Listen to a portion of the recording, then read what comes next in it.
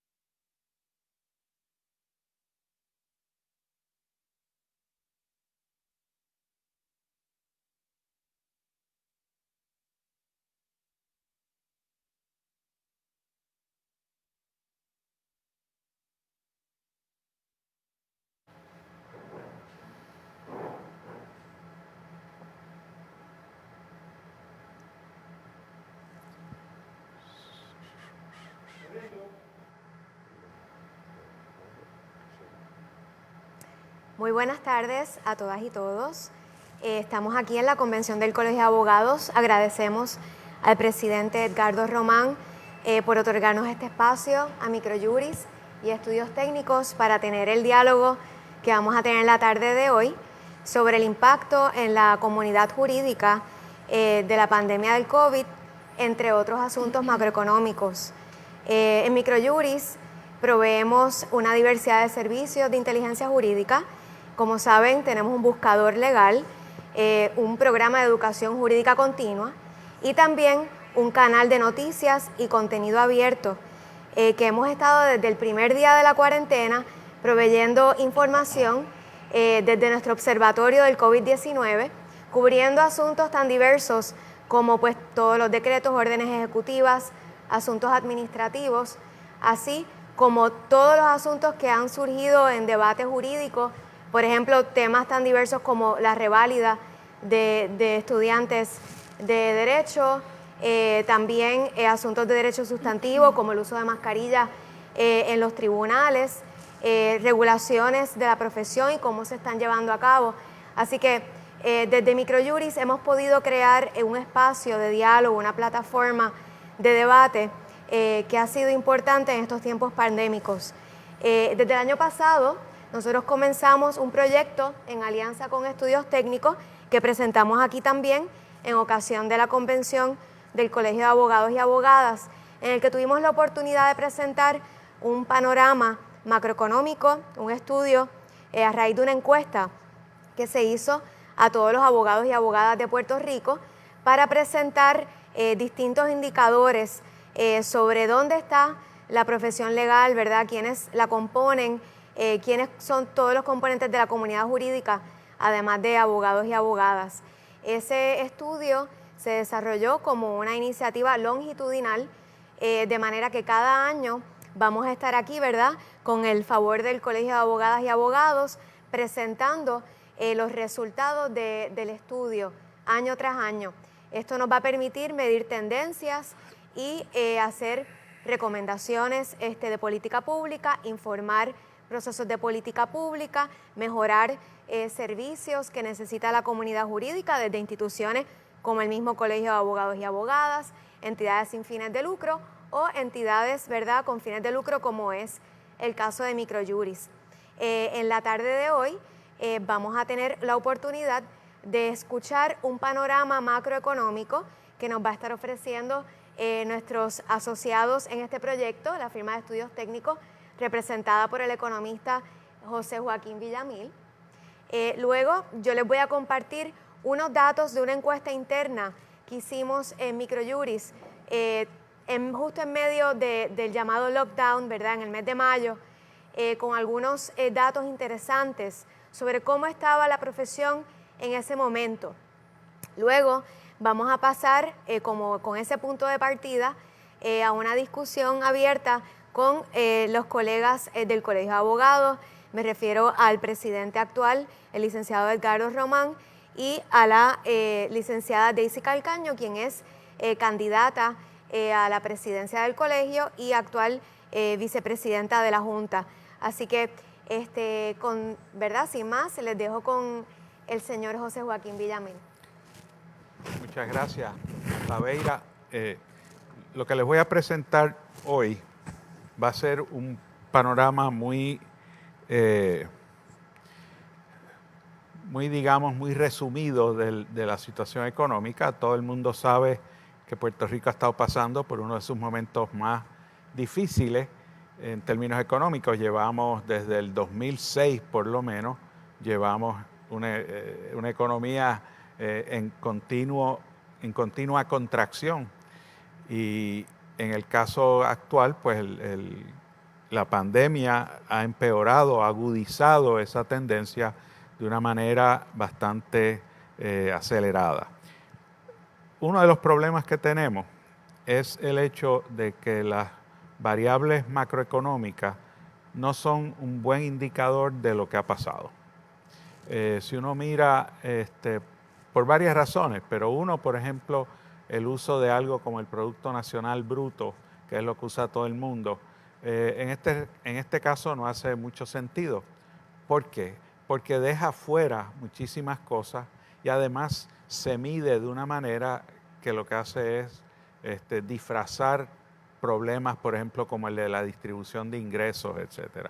Así que yo voy a presentarles unos indicadores que para mí son más importantes en ver cuál es la economía del COVID actual.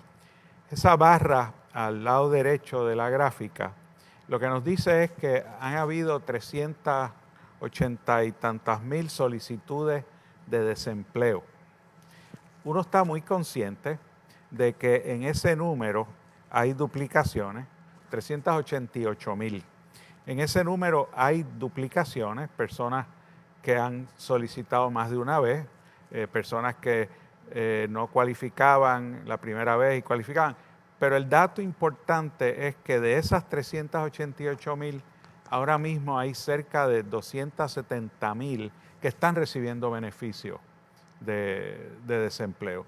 Así que eso nos da una mucha mejor idea del impacto de COVID que, por ejemplo, el número que circuló hace poco de que se habían perdido 82,000 empleos.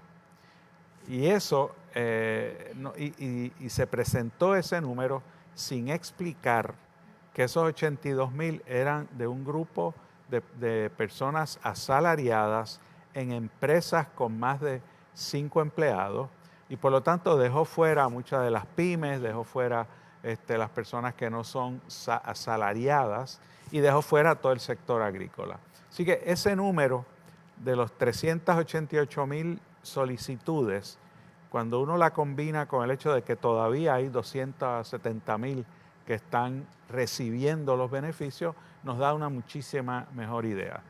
El tema con los empleos, y eso lo vamos a ver ahora, es que por supuesto hubo unos sectores, unas industrias, donde la pérdida fue mucho mayor.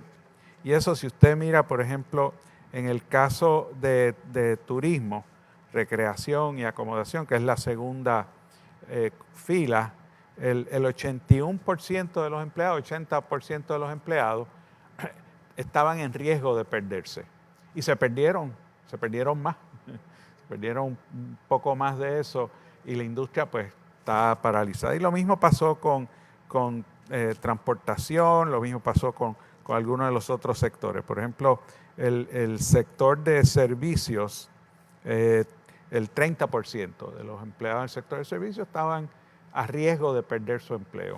En el caso de la administración pública, pues como el gobierno mantuvo a todo el mundo trabajando, pues ven que el número es muy bajo y ahí no pasó gran cosa. Y lo mismo en manufactura.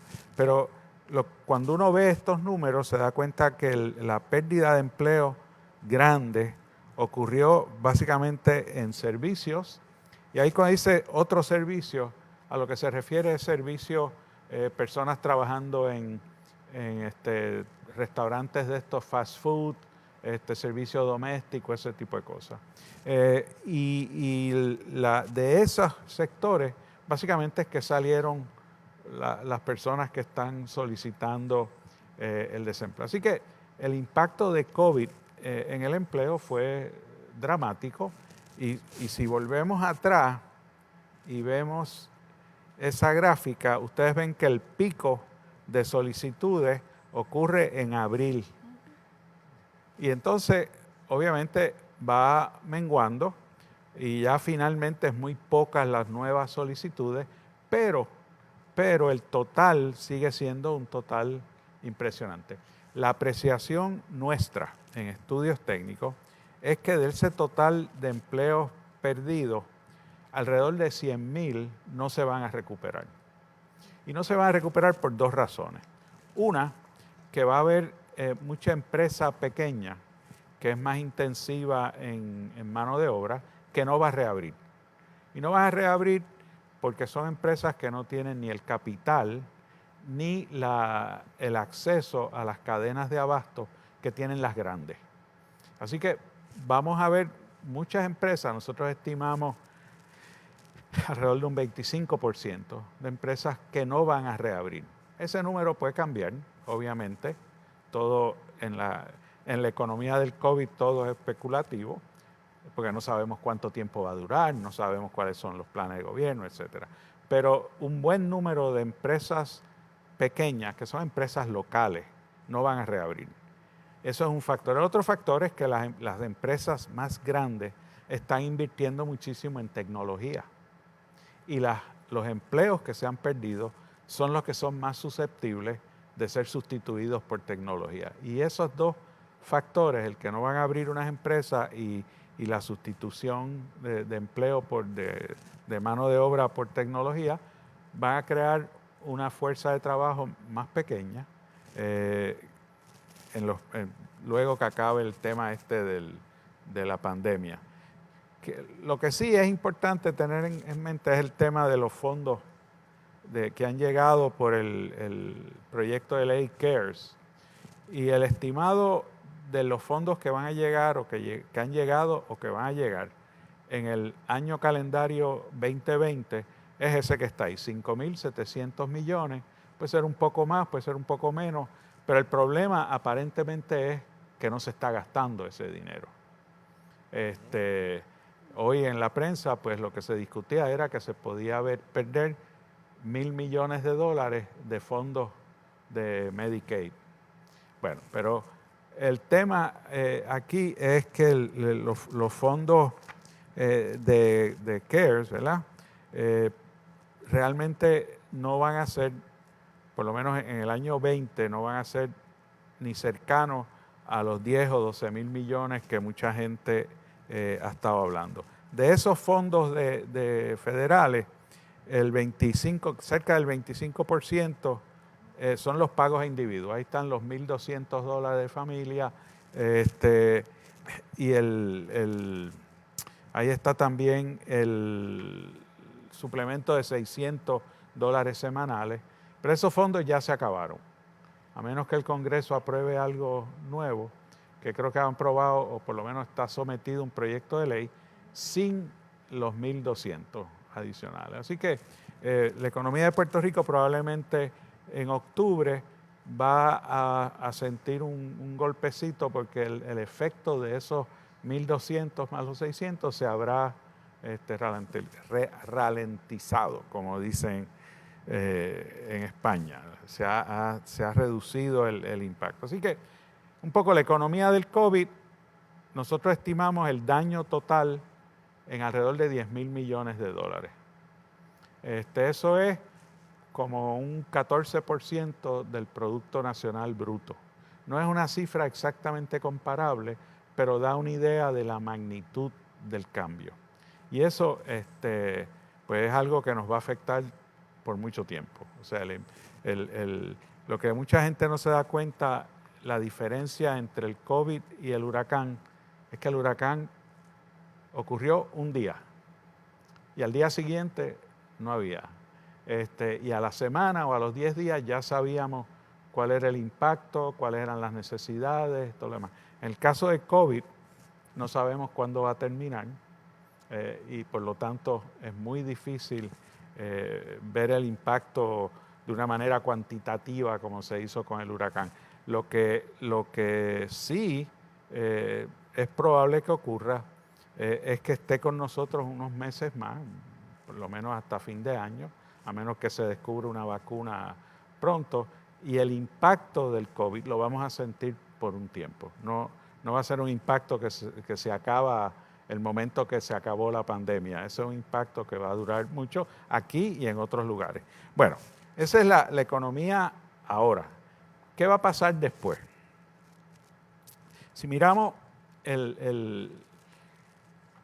lo que está en pantalla, una de las cosas que vamos a confrontar es que Estados Unidos y otras economías, incluyéndonos a nosotros, se van a enfrentar a un nivel de deuda que no se pensaba que iba a ser posible en mucho tiempo.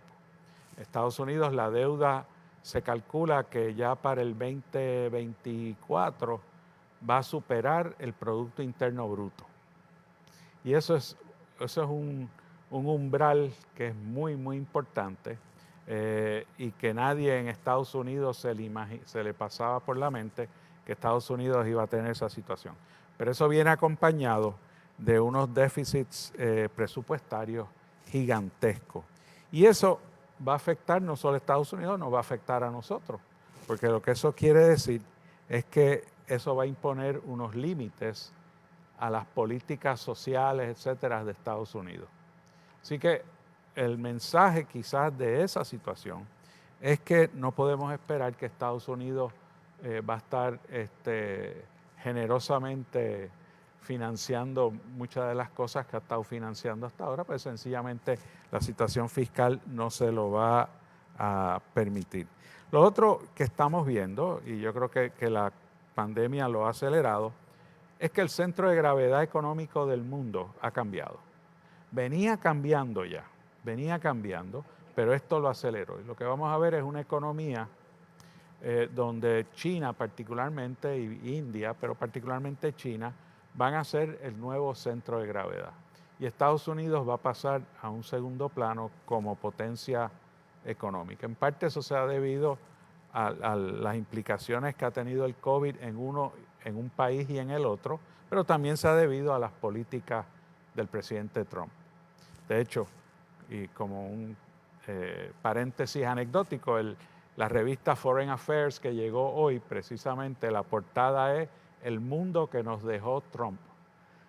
Pues el mundo que nos dejó Trump es un mundo donde el centro de gravedad se pasó a Asia. Puerto Rico, nosotros siempre hemos sido parte de un mundo atlántico. Ahora tenemos que entender que ya el Pacífico va a ser más importante. Bueno, las pérdidas de empleo en Estados Unidos han sido masivas también y como dije aquí de Puerto Rico no se van a recuperar todas. Bueno, si seguimos, una de las cosas que va a ocurrir en Puerto Rico ciertamente es que después que pase el COVID, después que pase la pandemia, probablemente vamos a ver un resurgimiento de la emigración. Y eso lo que va a acelerar es la pérdida de población que hemos tenido y el otro factor que es el envejecimiento de la población. En otras palabras, vamos a tener una población más pequeña, más vieja y más pobre. Y eso no lo digo por aquello de que los economistas siempre damos las malas noticias, es que es así, es un hecho, no estamos hablando. Recuérdense que en el 2000 Puerto Rico tenía 3.8 millones de habitantes y en el 2025 se proyecta que tendrá 3 millones. O sea, somos 800,000 personas menos. El turismo en Puerto Rico va a tardar varios años en recuperarse. Yo creo que nadie está pensando que vamos a volver a tener los volúmenes de turismo que tuvimos el año pasado, por ejemplo.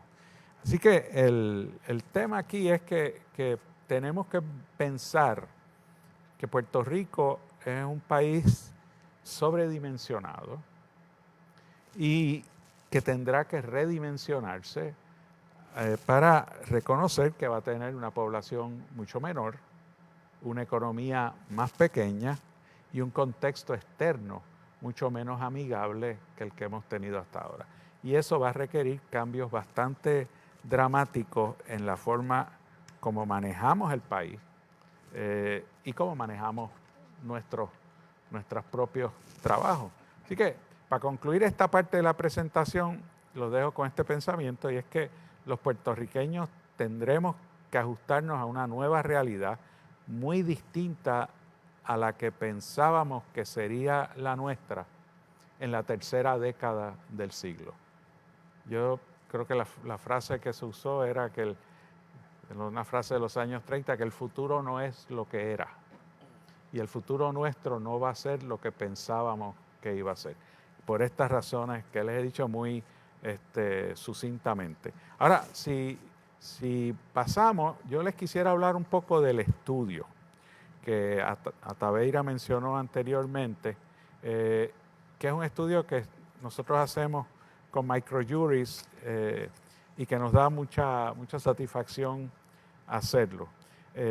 La persona que dirige el estudio es la licenciada Anitza Cox, que no pudo estar con nosotros por problemas de salud en su familia, y les aseguro que lo haría mucho mejor que yo. Anitza lleva ya varios años haciendo estudios de este tipo y este es un estudio que a ella particularmente le llama muchísimo la atención, le interesa mucho porque es abogada. Así que, bueno, pues si miramos básicamente cuáles son las preguntas de investigación, ¿qué es lo que queremos averiguar con el estudio? Bueno, primero, ¿cuál es el tamaño del mercado de servicios legales en Puerto Rico? ¿Cuál es el perfil sociodemográfico de los abogados?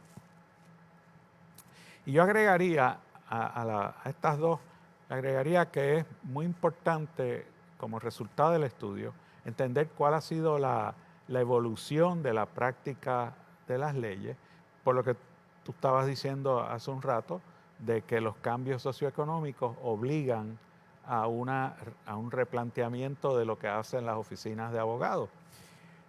Y como vamos a ver más adelante, uno de los resultados del estudio del año pasado es que la práctica de abogacía es una práctica de empresas muy pequeñas. O sea, los abogados son pymes.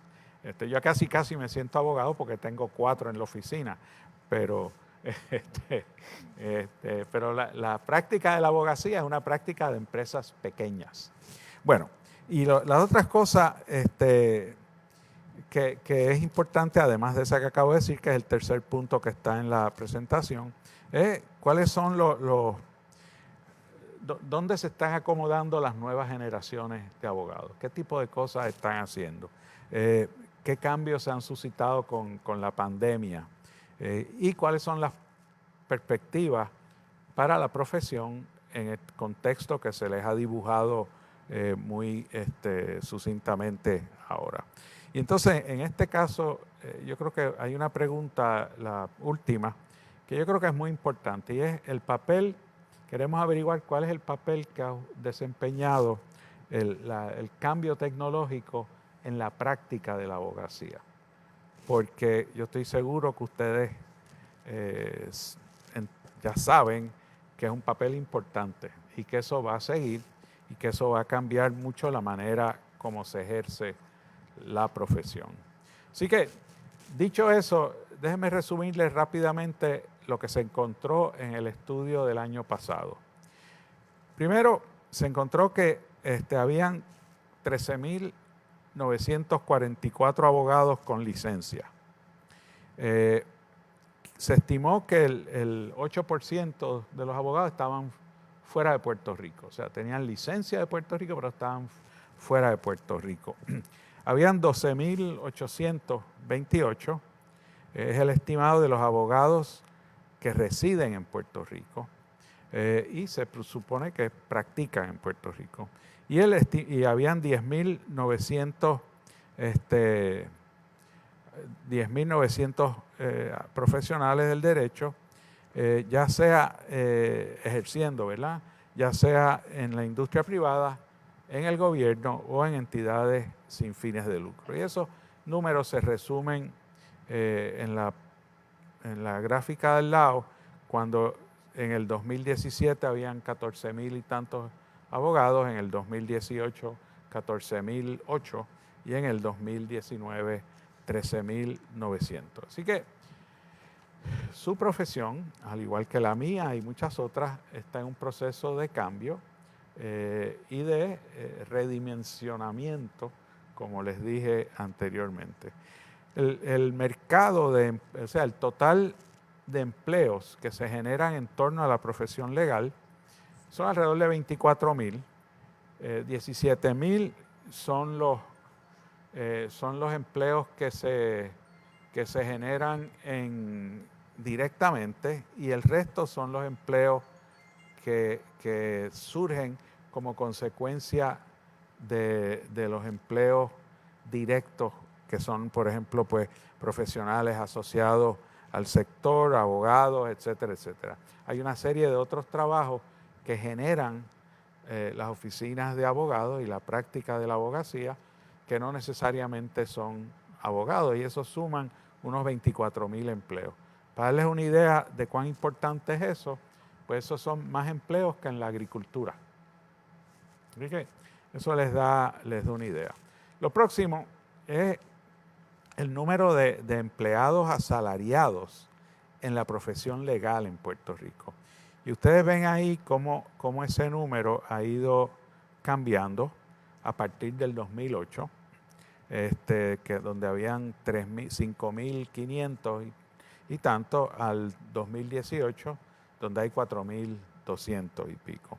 Y el número de establecimientos legales, o sea, de oficinas de abogados, tuvo un auge del 2001 al 2006, de 1.600 a 1.800 y tantas, 848, pero luego se ha reducido a 1.200. Y todo eso consistente pues, con lo que está pasando a nivel de la economía. Y lo penúltimo, que les voy a mencionar, es el hecho de que, ya lo dijimos hace un momentito, que la práctica de la abogacía esencialmente ocurre en oficinas muy pequeñas. Ustedes pueden ver ahí del total de oficinas de abogados, en el 2016, 1.000 de las oficinas tenían menos de 4 empleados. Y el resto, como ustedes pueden ver por la gráfica, eran oficinas relativamente pequeñas. Había una que tenía más de 250 empleados, pero la mayor parte eran oficinas relativamente pequeñas. Y eso, déjeme decirle, eso es consistente con otras profesiones en Puerto Rico. Así que, para cerrar, y con esto los dejo, el tema del estudio es actualizar esa información e ir acumulando una perspectiva longitudinal que nos diga cómo la profesión ha ido cambiando, si el número ha ido creciendo, decreciendo, qué cambios en su estructura han ocurrido. Y esto es muy importante porque la profesión legal es clave en el país. Así que el estudio que se va a hacer ahora, que es una encuesta a una muestra de profesionales del derecho, es muy, ¿cómo diría? Es muy importante para la profesión, y nosotros los exhortamos a todos los que caigan en esa muestra que la atiendan, que contesten, que provean la información necesaria. Toda la información va a ser confidencial, no van a aparecer resultados por persona ni por oficina, pero toda la información se va a presentar de manera agregada. Van a recibir de Estudios Técnicos un enlace para contestar el cuestionario electrónicamente, y les mencionamos aquí las 2 personas a quien pueden llamar en Estudios Técnicos si tienen alguna duda. Una es la licenciada Anitza Cox, y la otra persona es Carlos Torija, que es el estadístico de la oficina, y tienen el teléfono de la oficina allá abajo. Así que mi exhortación es que participen, porque la información que va a surgir de este estudio es muy importante para ustedes y para el resto de nosotros en Puerto Rico. Muchas gracias. Muchas gracias por la presentación. Como pueden ver, estos datos que presentó el señor Villamil corresponden al estudio que se hizo el año pasado. No obstante, siguen muchos de esos datos vigentes. Nosotros en el mes de mayo, ¿verdad? Como les anticipé ahorita, entendimos que era importante retomar este esfuerzo, darle un giro nuevo. Así que hoy, como les mencionó el señor Villamil, los abogados y abogadas en Puerto Rico van a estar recibiendo la encuesta a sus correos electrónicos. Así esto es una cosa como el censo. Así que les exhortamos a que participen, contesten, para poder establecer estas tendencias de una profesión que va, como dijo el señor Villamil, va cambiando, ¿verdad? Se va transformando, redimensionando, ¿verdad? Es la palabra que mencionó varias veces. Así que nosotros en mayo ¿verdad? A un mes y medio de la pandemia, hicimos una encuesta interna para ir tanteando y preparando el terreno para esta conversación de hoy. Y de una muestra de unas 481 personas, ¿verdad? Abogados y abogadas, encontramos que un 35% había reportado pérdidas económicas de entre 10,000 y 25,000 dólares. O sea que en un mes y medio, una tercera parte de la abogacía en Puerto Rico tenía pérdidas de entre esas cantidades. Y un 32%, también más o menos una tercera parte, no había podido solicitar las ayudas económicas, ¿verdad?, que se dieron en esa etapa para alivianar o paliar los efectos de la pandemia. Entiéndase el PUA, el PPP, los incentivos locales. El 55% de las personas no pudieron practicar la profesión. Eso ahora, ese número ha cambiado, ¿verdad? Esto fue en mayo, básicamente a un mes y medio de la pandemia. Pero lo que significa es que más de la mitad de las personas no pudieron ejercer la profesión, por ende es una profesión que tenemos que mirarla, remirarla, para irla adecuando, ¿verdad?, a todas estas circunstancias, desastres naturales, pandemias, etcétera, que se están presentando en tiempos actuales. Interesantemente, el área que más se vio afectada, según esta encuesta interna, fue la notaría. Un 20% de las personas que se dedicaban a la notaría prácticamente indicó que no, ¿verdad?, había quedado sin poder ejercer actividad. Así que esa entendemos que fue una de las áreas más afectadas, y yo entiendo que es un área para el cual la tecnología tiene grandes aportaciones que hacer. Así que nuevamente es importantísimo entender todo esto para reformularnos la práctica misma e ir adaptándonos a los cambios actuales. Otro dato interesante es que una tercera parte de los encuestados, o de la muestra, debo decir, indicó que se dedicaron a la asesoría. Y este renglón de asesoría es un renglón que ha estado en crecimiento. Es un renglón de la práctica, ¿verdad?, que no tiene que ver con el litigio, sino que presenta una manera bastante ágil de ejercer la profesión legal, y ese fue un componente que sí se mantuvo activo durante este primer periodo de la pandemia. Así que con estos datos, ¿verdad?, que estoy usando a manera de embocadura, quiero, antes de abrir la conversación, exhortar a que participen en la encuesta, ¿verdad?, la contesten para poder tener los datos, poder analizarlos, poder compartir con ustedes el estudio. Estamos estimando que en octubre vamos a tener estos resultados, y nuevamente poder contribuir e informar mejor distintas áreas de nuestra profesión y comunidad jurídica, que, como dijo el señor Villamil, no solo la componen abogados y abogadas. Estamos hablando de cerca de 24,000 personas, ¿verdad?, profesionales, personas que trabajan en distintas áreas que componen la comunidad jurídica. Así que quiero abrir la discusión, ¿verdad?, teniendo el beneficio de tener el panel completo aquí, al presidente del Colegio de Abogados, Edgardo Román, y a la licenciada Daisy Calcaño, candidata a la presidencia. Daisy, si quieres comenzar tú. Buenas tardes. La realidad es que, como abogada litigante de la región de Cagua, puedo palpar, y he sido, ¿verdad?, por experiencia propia, lo que hemos vivido los abogados.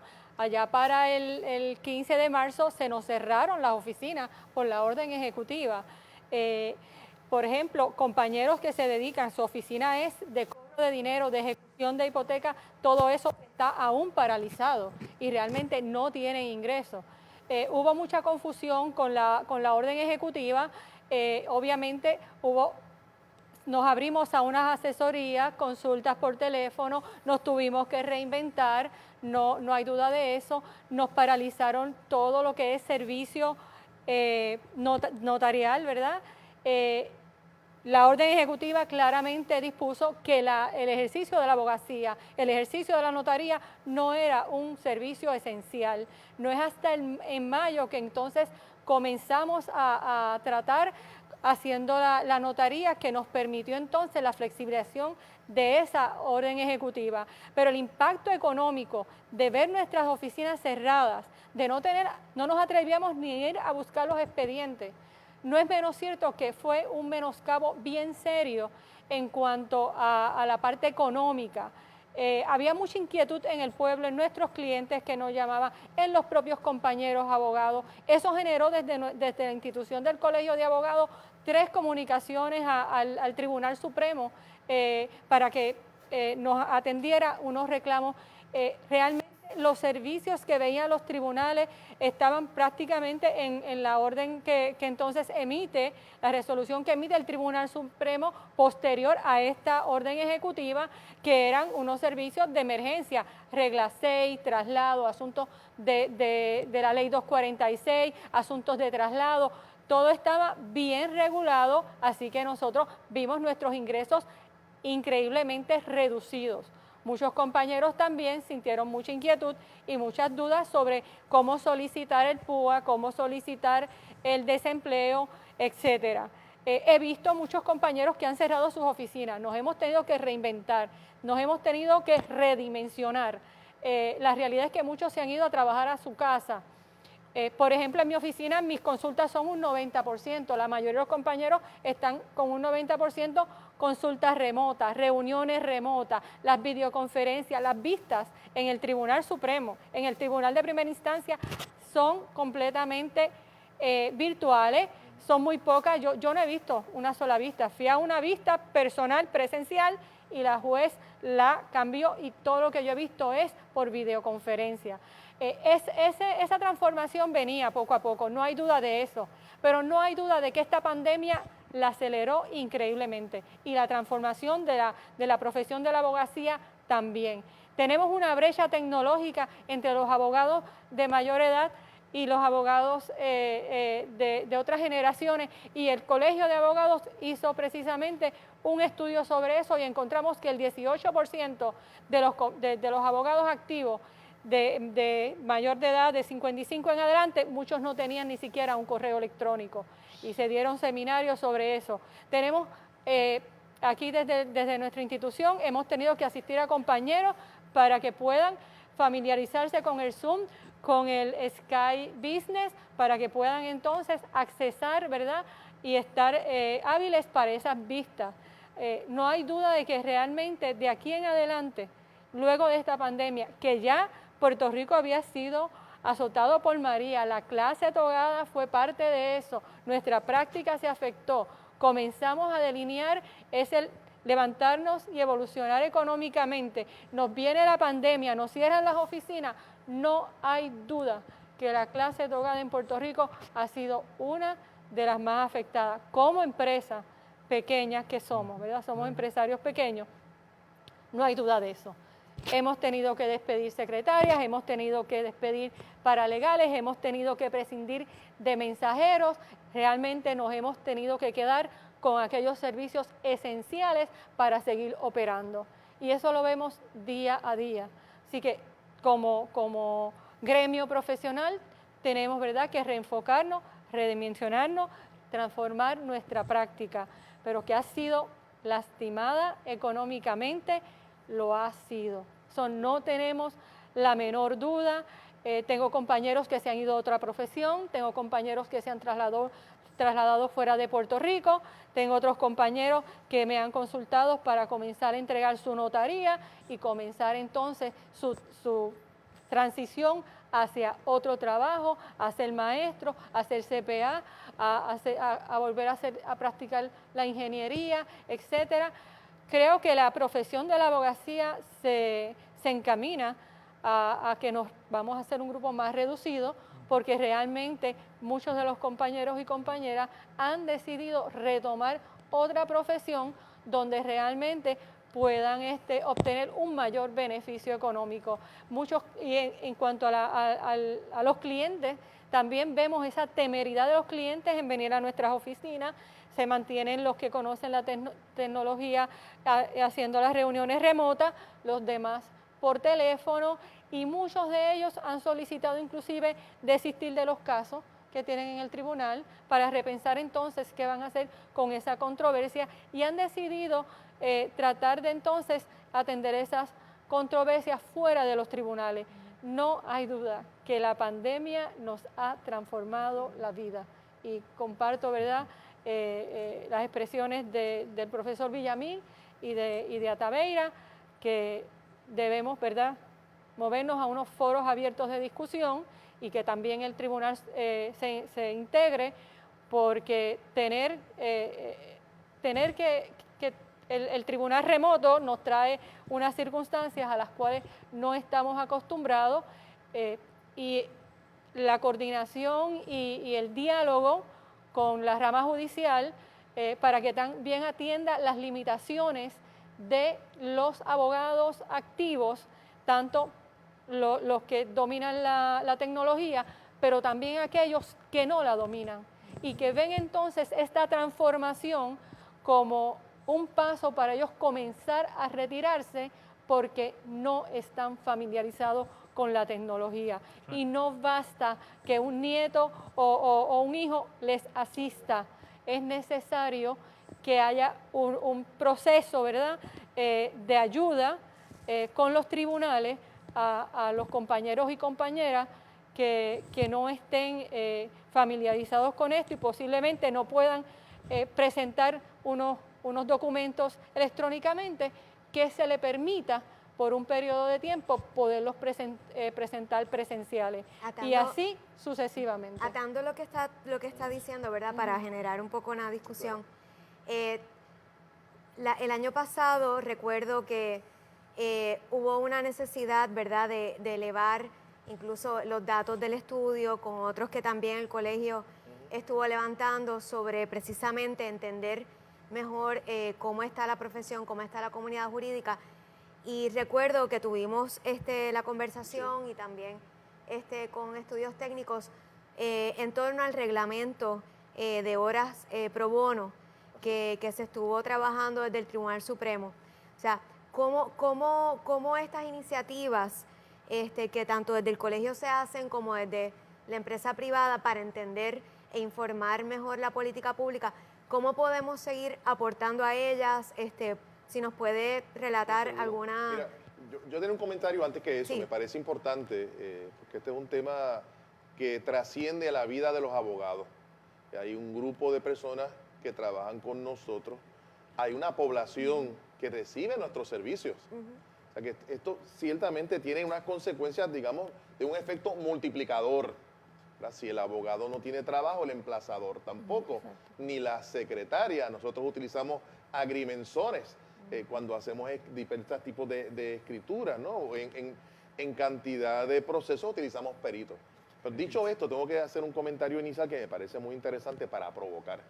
Yo creo que en Puerto Rico ha habido dos momentos históricos en donde la profesión legal se ha transformado o ha enfrentado unos desafíos extraordinarios. El primero entre el 1898 y el 1935. Lo podemos explicar luego por qué, pero no tiene nada que ver con este. Este momento, que se parece a los abogados de aquel entonces, que muchos de ellos estudiaron en España y ahora hay cortes en inglés, muchos estudiaron el Código Civil distinto y ahora tienen que aprender uno nuevo, las reglas de procedimiento criminal. Llegó la Universidad de Puerto Rico, llegó el Colegio de Abogados, se impuso, se trajo el asunto de los cánones de ética. Todo eso ocurrió hasta el 35. Había como una construcción de una profesión distinta a la que había ocurrido en el siglo XIX y XVIII en el país. Totalmente distinta. Llegaron los abogados americanos al país, los jueces americanos, etc. Ahora, a partir, y el profesor dijo una fecha que me parece que es clave, 2006. Porque coincide, a partir del 2006, con el asunto de la crisis económica, coinciden tres elementos que yo creo que se han acelerado ahora. Tres elementos.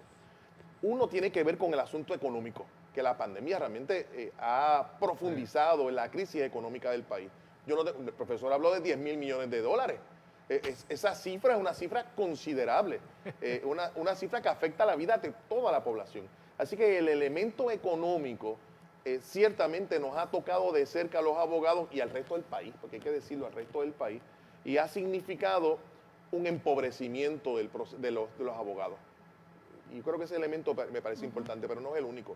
Desde el 2006 para acá, nosotros hemos visto un acelerado desarrollo del uso de tecnología, que es el segundo elemento que me parece muy importante, que ha tenido como efecto, ¿verdad?, que en estos días tengamos videoconferencias. El Tribunal Supremo acaba de resolverlo, incluso que las vistas de preliminares sean por videoconferencia. Ha afectado derechos de acusados, ha tenido consecuencias con respecto a los abogados mayores, los adultos mayores. Conocemos de abogados que aceleraron el proceso de retiro porque no pudieron hacer el ajuste. Y ciertamente el elemento de la tecnología ha tenido que ver con la investigación jurídica, con los cursos en la universidad, con las reuniones con nuestros clientes, con las reuniones con peritos, con el acceso al tribunal, y es un elemento que sabemos todos, que sabemos que llegó para quedarse. Ese segundo elemento es parte de la transformación que estamos viviendo, unido al del proceso de pauperización de nuestra profesión y del país. Y el tercero, que me parece interesante traerlo porque tiene consecuencias adicionales, es el demográfico.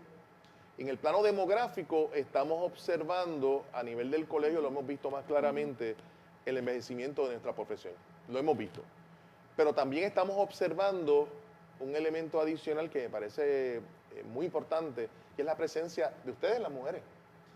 La mujer desplazó al varón en la profesión legal y al día de hoy deben ser la mayoría de las practicantes. De hecho, la mayoría de los jueces de primera instancia y el Tribunal de Apelaciones son mujeres, donde único no vemos esto en el Tribunal Supremo, ¿verdad? Por la naturaleza de ese tribunal. El plano de la abogacía, eso es otro elemento adicional. Muchas de ellas son jefas de familia. Y hemos hablado con compañeras en estos días que han tenido que compartir la computadora de la casa para una vista de videoconferencia con dar clases a sus hijos que están recibiendo educación a distancia, con las complicaciones que ello tiene. Y por tanto, el elemento de la sensibilidad a ese sector me parece muy importante y reconocerlo. O sea, tenemos que reconocernos que estamos frente a una profesión en cambio. Identifiqué 3 factores, puede ser que haya más. Estoy seguro que los estudiosos de esto del mundo de las profesiones pueden hacer nuevas aportaciones. Trajiste el elemento del reglamento de asignación de abogados de oficio. Nosotros tenemos una obligación ética de representar a la gente que no puede pagar a sus abogados, ¿verdad? Es una obligación que surge del Canon 1, de recibir asignaciones de abogados de oficio que sean razonables, es lo que dice el Canon número 1. Ahora, ¿cuál es el problema? Pues tenemos un grupo grande de abogados que cuando reciben la asignación de un caso de oficio, le van a manifestar al tribunal, es que yo no estoy practicando la profesión, porque me he migrado a trabajar en administración de una empresa, o he migrado a trabajar como profesor universitario, hemos visto mucho, porque o he migrado a lo que fue mi carrera universitaria previa, porque para nosotros que nos requieren un bachillerato, pues muchos compañeros son CPA, o son ingenieros, o tienen alguna otra profesión, y eso va a ir achicando el listado de personas que puedan asumir representación legal de oficio y sobrecargándola. Y para colmo, que me parece importante, muchos de los compañeros, sobre todo los abogados criminalistas, esa lista se mueve más rápida, están con menos casos. Yo hice una mirada. Entre el año 2000 y el 2016, que es la última estadística que pude ver en tribunales, y hubo una reducción de casos nuevos de cerca de un 32%. Estamos hablando de una tercera por ciento, ¿verdad? de los casos. Hay menos trabajo. Por tanto, vas a nombrar de abogado de oficio para representar a una persona pobre, a otra, en este caso un abogado, en un franco proceso de empobrecimiento. Eso representa un problema y la rama judicial va a tener que hacer un ajuste de sensibilidad y de reconocimiento de ese problema. Me parece que es importante y hay que traerlo a la mesa con toda franqueza y honestidad.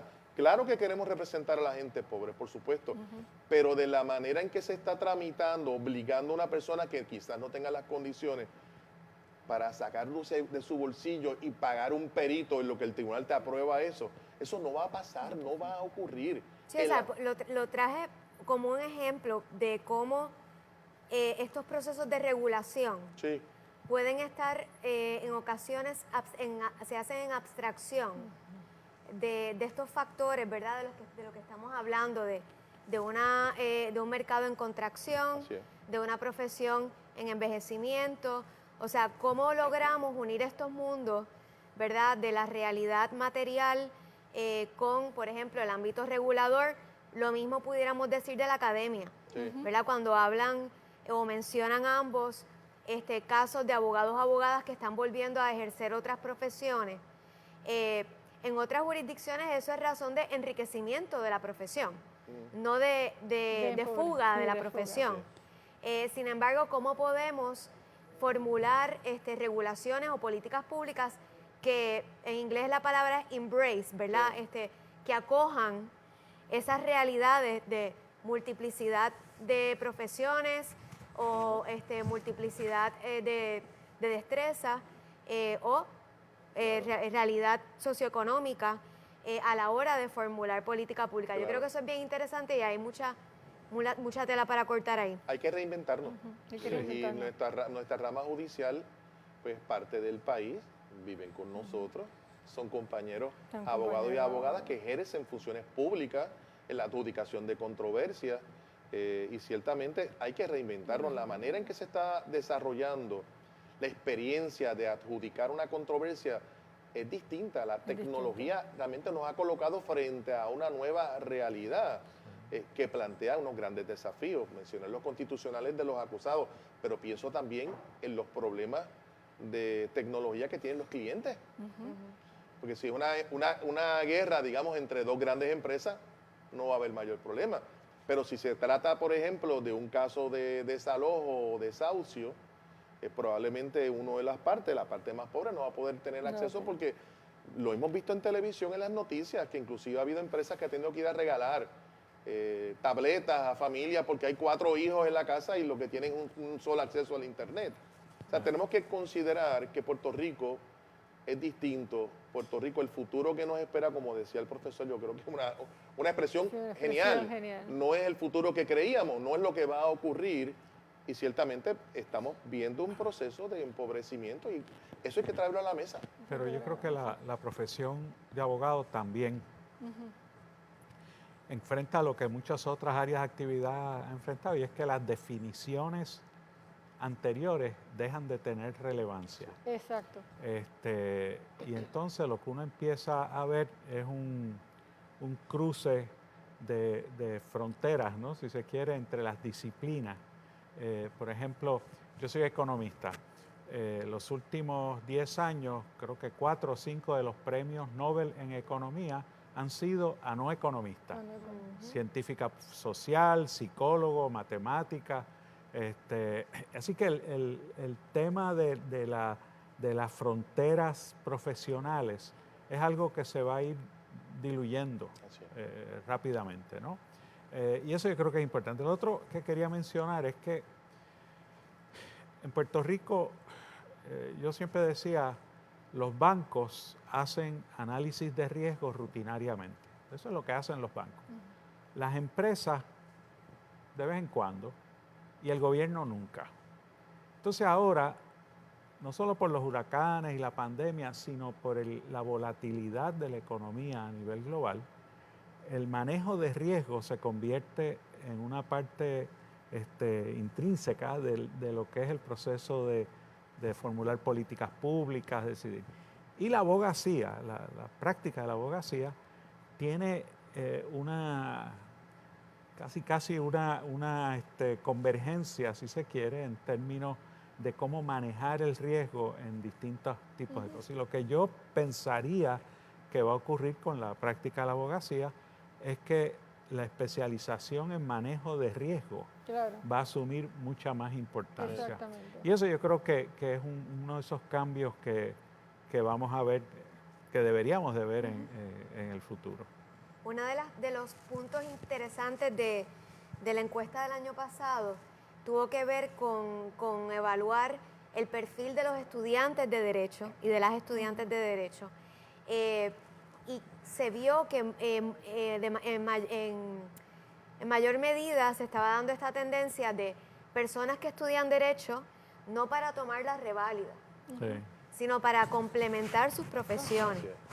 Y pues tenemos el ejemplo de contables, doctoras y doctores en medicina, la industria farmacéutica, que hay mucho. Exacto, personas que trabajan en industria, comunicadores y comunicadoras, que pues hay muchos ejemplos de comunicadores y comunicadoras que estudiaron Derecho no para ejercer, ¿verdad?, la abogacía de manera tradicional. Sino por la disciplina. Sino por la disciplina, el conocimiento. Así que yo creo que sin duda estamos, ¿verdad?, ante un panorama de cambio, tanto de contracción económica como de cambio de la profesión, crisis sin duda, ¿verdad? Toda crisis, todo cambio trae su momento de crisis. Y entonces en ese sentido, ¿verdad? Tal vez desde el punto de vista del colegio, ¿cuál sería, ¿verdad? La visión en términos de esos cambios que estamos viendo, esa convergencia, esta coyuntura tan cambiante? Mira, después de la convención nosotros tenemos ya un grupo de personas designadas que van a estar trabajando precisamente en talleres para abogados que necesiten y adiestramientos que necesiten conocimiento en tecnología y comenzar a trabajar, ¿verdad?, con compañeros que desean tener una oficina virtual y fomentar todo esto de los avances de la tecnología, porque sabemos que esta tecnología y todas las vistas virtuales y las reuniones virtuales, todo esto llegó para quedarse y el colegio tiene un compromiso de retomar, porque lo ha hecho en el pasado desde que llegó SUMAC, desde que nos anunciaron SUMAC, hemos sido bien proactivos con unos seminarios y con unos talleres que se han dado en el colegio. Ahora vamos con las delegaciones para poder llegar a cada región judicial donde hay unas delegaciones bien proactivas para entonces comenzar a trabajar. Vamos a estar también formando grupos de apoyo. ¿Qué quiere decir eso? Que yo estoy en Cagua y un compañero en Cagua necesita ver una vista, pues va a mi oficina, le tenemos las facilidades, le accesamos, le enseñamos y entonces puede estar accesando a la vista, puede estar en la sala de espera por Skype y eso requiere, ¿verdad?, una solidaridad y un compromiso de los colegiados, de las delegaciones, para entonces comenzar a fortalecer aquellas deficiencias, ¿verdad?, y aquel desconocimiento en tecnología de aquellos compañeros y compañeras que se han quedado rezagados en este cambio que llegó llegó con la pandemia. Aquí lo tienes, iba a ser paulatino, pero aquí lo tienes y lo tenemos que trabajar.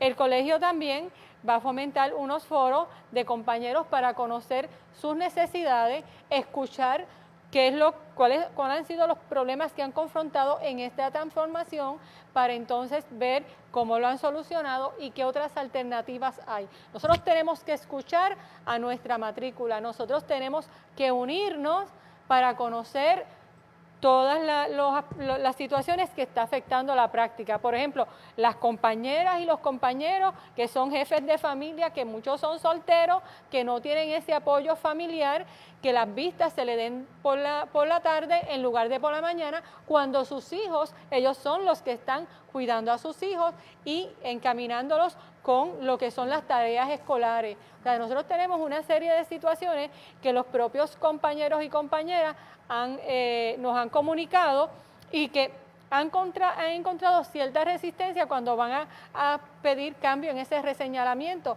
Por favor, me lo pueden dar por la tarde. En otras situaciones hay otros jueces, ¿verdad?, otros tribunales que han sido muy sensibles y prefieren entonces, inclusive han llamado, he sabido de compañeras que han sido llamadas por la secretaria del juez informándole: licenciada, ¿usted tiene alguna situación por la mañana para ver esta vista? ¿Usted tiene algún niño que tenga que atender en las tareas escolares? Se la podemos dar por la tarde. O sea, también estamos viendo que el tribunal, por un lado, está muy consciente de que hay unos abogados y abogadas que hay unas particularidades que están en su casa con sus hijos, que no los pueden llevar a cuidado. Así que yo creo que nos dirigimos a un replanteamiento donde es bien necesario que la rama judicial escuche a la clase togada, escuche las situaciones que estamos pasando con este nuevo cambio que nos trajo la pandemia, que no vemos cuándo va a terminar y que entonces caminemos juntos a ese nuevo replanteamiento de la práctica legal, porque estamos ahí para trabajar y para aceptar las designaciones de oficio que sean razonables. Tenemos situaciones, por ejemplo, de compañeros que ven juicios por jurado en designaciones de oficio. Tienen su oficina literalmente cerrada por mes y medio. No pueden atender sus clientes, salen a las 7, 8 de la noche, y esto es antes de la pandemia. Vamos a ver cómo va a resultar, ¿verdad?, ese derecho a juicio por jurado de los acusados cuando lo soliciten, pero no es menos cierto que encima de la precariedad económica que es real en nuestra profesión, tener abogados con designaciones de oficio donde enfrentan un juicio por jurado por 6 o 7 semanas, donde no tienen nada de ingreso, donde si tienen que hacer una apelación tienen que adelantar esos miles de dólares que conlleva una transcripción de esa prueba, no es menos cierto que la carga económica para estos compañeros y compañeras es insostenible y nos encarece nuestra vida. Así que yo creo que la rama judicial, escuchando las necesidades nuestras, flexibilizando, ¿verdad?, inclusive ese reglamento de abogados de oficio, donde una persona de Yabucoa, de Humacao, se traslada a Orocovis en plena situación.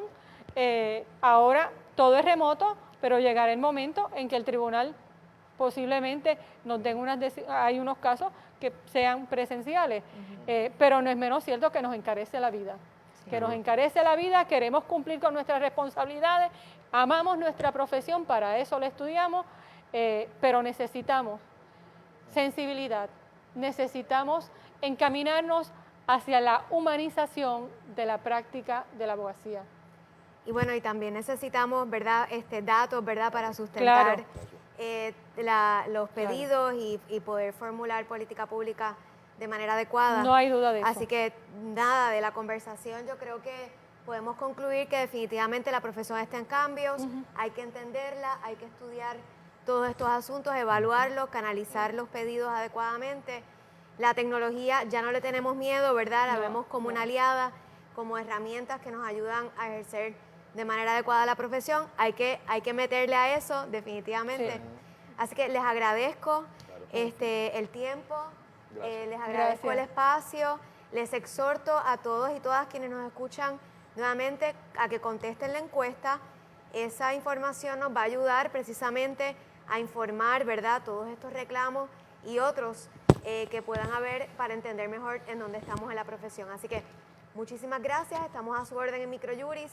Gracias a Estudios Técnicos por unirse en este esfuerzo. Gracias al licenciado Carlos Román y a la licenciada Daisy Calcaño. Que pasen muy buenas tardes. Gracias. Buenas tardes. Okay.